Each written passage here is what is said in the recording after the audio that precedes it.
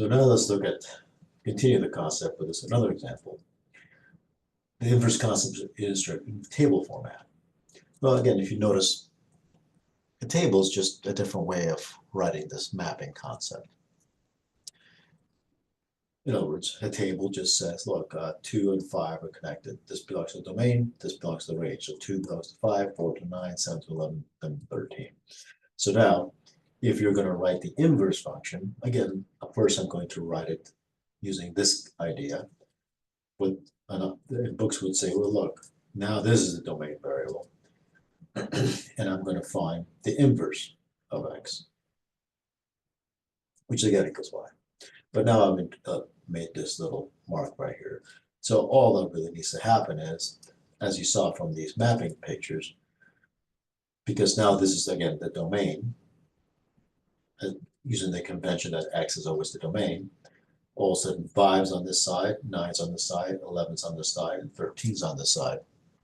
And on the other side, well, 5 goes to 2, 9 goes to 4, 11 goes to 7, 13 goes to 11, and there, I have done it. A better way of saying it, though, is really, if again, under convention, if the first column represents always the domain,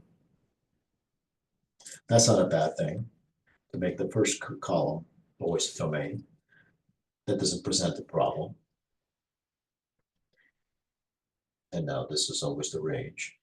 Then really, if I follow my convention, the variables get renamed. Sorry, the variables do not get renamed, but get repositioned. Now I'm looking for, this is my domain, and the inverse function, I only stick the y's, and what I get back out is the x's. So all of a sudden, you have the following. Now, again, you might be thinking, well, you're kind of splitting hairs, aren't you? I mean, who really cares? When it starts to going into situations where, again, the domain variable has meaning, the range variable has meaning, then all of a sudden reversing things like was done here, right? Renaming, switching the numbers, but leaving the naming convention exactly the same, is a problem. So this would be correct situation if all of a sudden your x variable and your y variable have meaning.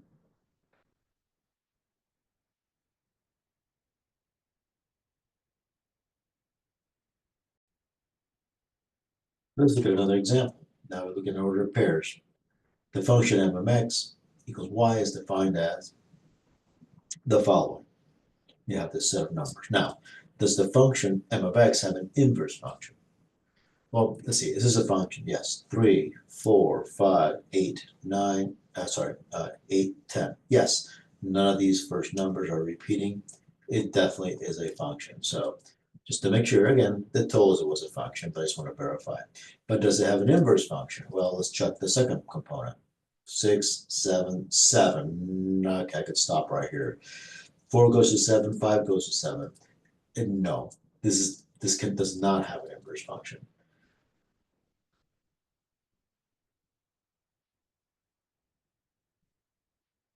And what's the reason?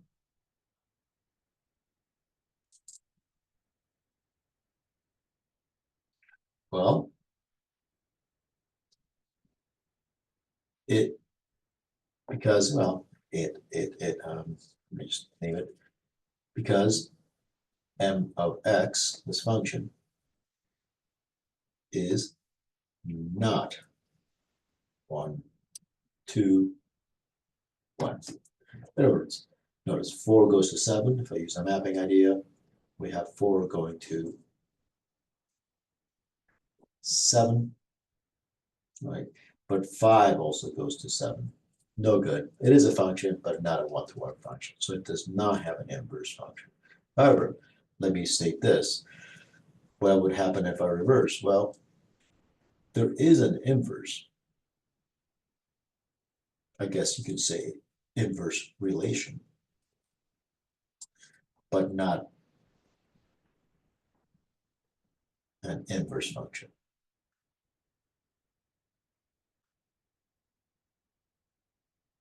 Again, remember, a function is a very special type of relationship, and we're looking for an inverse function. So this does not have one. But if I were to reverse everything, it does establish a relationship. It is an inverse, but just not a function.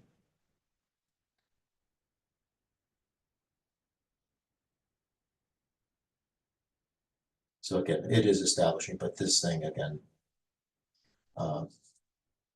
this is not a function.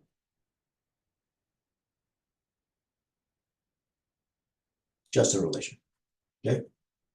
All right. Let's look at another one here and continue this idea, this train of thought. So again, reversing everything creates a relationship, but not a function. So these two are inverses of each other, but this is not an inverse function.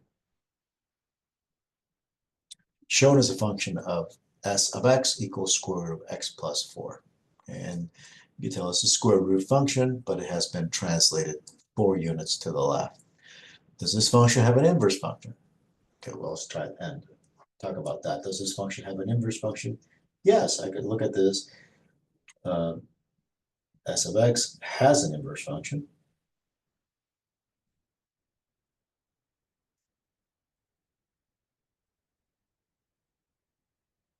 Because it is 1, 2, 1. Okay, so this is S of x does have an inverse function because this is 1 to 1. Okay, so this goes on forever, and you can see that it passes the vertical line test, passes the horizontal line test. So it's a function, and it's a 1 to 1 function. Great. So, okay, so we've again, this whole metric, I guess, passes horizontal line test, which is the 1 to 1 condition.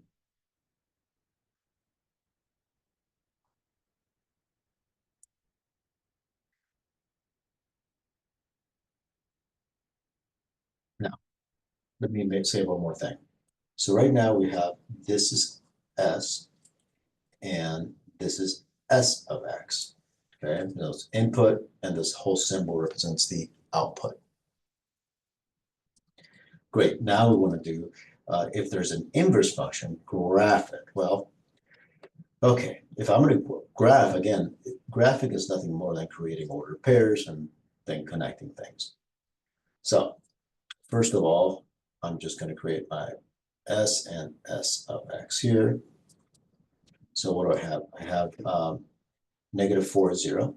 So I'm trying to find points that I can identify. At 0, it's 2.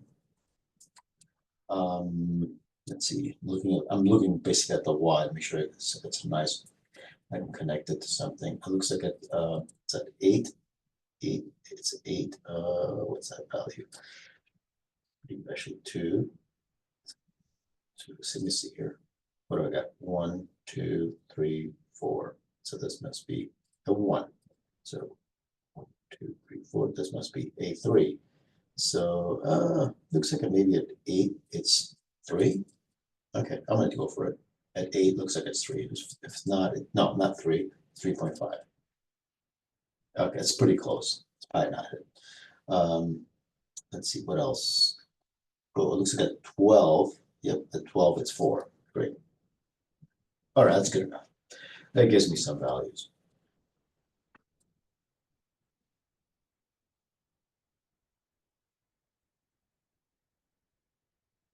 So at 2 maybe, it's too close to tell.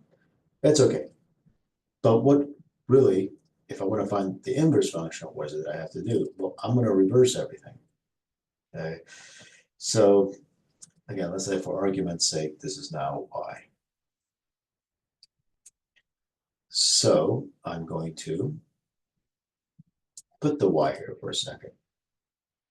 And I'm going to write over here s of inverse of y. So now this is now, maybe you could name this is called Mesa's convention, where now I'm going to find the inverse function, but I'm going to keep the variable name y. So all that means now is that I just reverse all these points. Remember that 0 belonged to the y. Well, it does belong to the y still. What about this -4? Well, now the -4 belongs to the x, and it still belongs to the x. And remember, this symbolism as inverse of y just tells me that now I'm reversing. I'm going from y to x. So everything is staying the same, except I'm going backwards.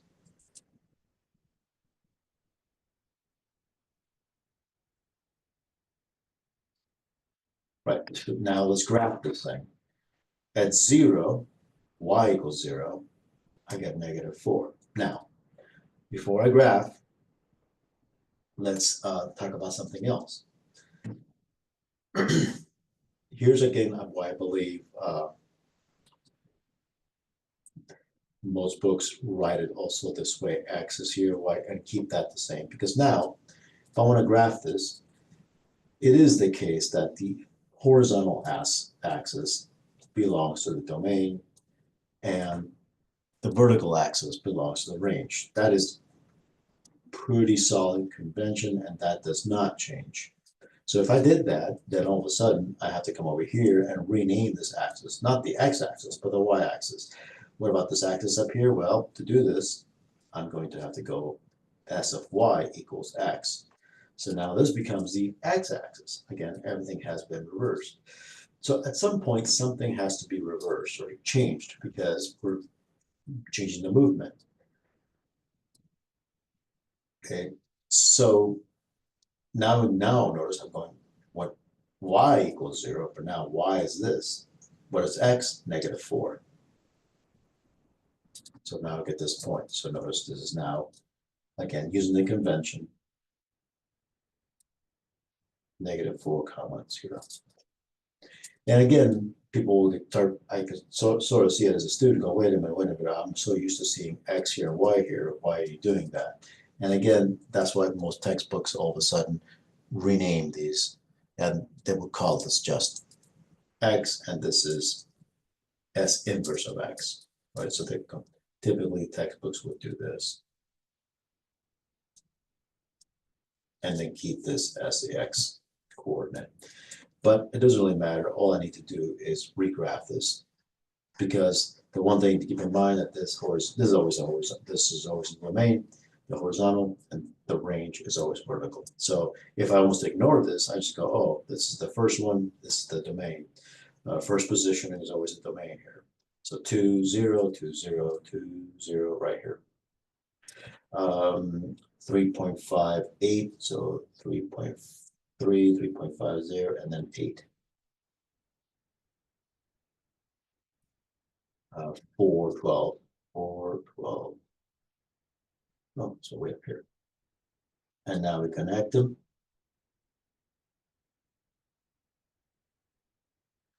To the best of your ability. And we have now the inverse function right there. And you see this kind of makes this nice little pattern. Okay, and we'll talk about the pattern in a little second.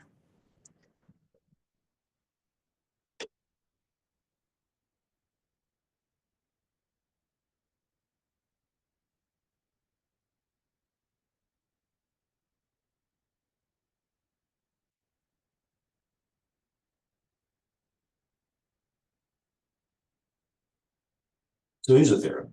If the function f of x equals y has an inverse function, then the graph of the inverse function, f inverse of y of x, is a reflection of f of x equals y across the linear equation y equals x. So wait a minute, what's y equals x? Well, let me use this picture here as, well, actually, let me draw one little small graph first. If I say, well, okay, this is x, this is y, then the 45-degree line is the function of y equals x. In other words, 1 equals 1. So the input equals the output. If you put a 2 here, the output's 2. 3, 3, -1, -1. So the most basic equation you can write is y equals x. Slope of 1, intercept of 0. And that's what this line is located right here, y equals x. And it's a nice 45-degree line. Right back where here in this picture. So if I did that again, 1 is, or this is 2. 2 is 2. 0, 0. So let me just connect these two. Okay. Right. Yep. Yeah, I didn't do that hot of a job. This should have been crossing right there. I guess it would be a reflection. So I must have kind of goofed up something. Oh yeah, because I drew this by hand. That's a little off. Right. Yep, it's just a tiny bit off. That's what happens when you draw things by hand. But really, there's supposed to be a reflection across this line right here. So that means that this point, this line should have come through here a little more. Okay. So that's what happens when you draw by hand. You're not going to get a perfect line, but it should be a mirror image. So that's why I wrote this one, which has not only the 45-degree line here, but some guiding lines. See, these lines are making a nice 90-degree here. So I can do the following. When I say it's a reflection across the y equals x line, I just mean it's a mirror image. So a mirror image, I will have to make these lines 45 degrees so the rays just come across. So graph the inverse function of f of x. So this is the function right here. F of x equals y.